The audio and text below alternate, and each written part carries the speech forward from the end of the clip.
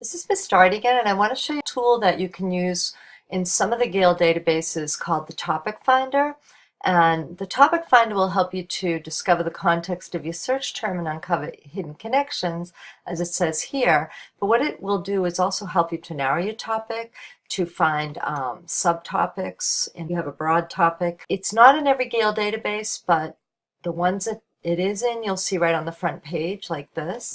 It's also at the bottom of the sidebar and the toolbar and where you can narrow and limit your searches in the power search. So I'll just show you this example. I had done a power search earlier for women's rights, which is a very broad topic. It's very big. It's too much to write about in one paper. If I go into this Analyze Topic Finder, same tool that was in the other database, you'll see the women's rights basic search that I had is coming up with all these subtopics. So you see you have United States history, human rights, United Nations, equality, women's rights commentary, women's health, sex discrimination, marriage, economics, etc. Many different subjects and topics that you could explore. Even things like real estate, I mean, that may have some interesting aspects to the topic that you hadn't really thought about. Intellectuals, women's rights and intellectuals.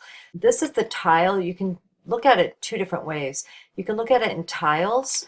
So these are separate tiles. If I go into equality, you'll see these subtiles.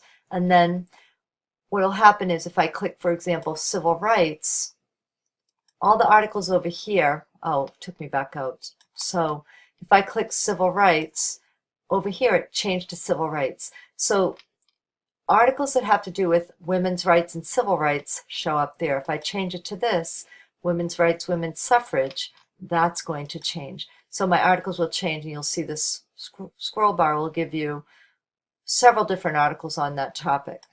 So I reset. That's another way to get back up to see the whole tile.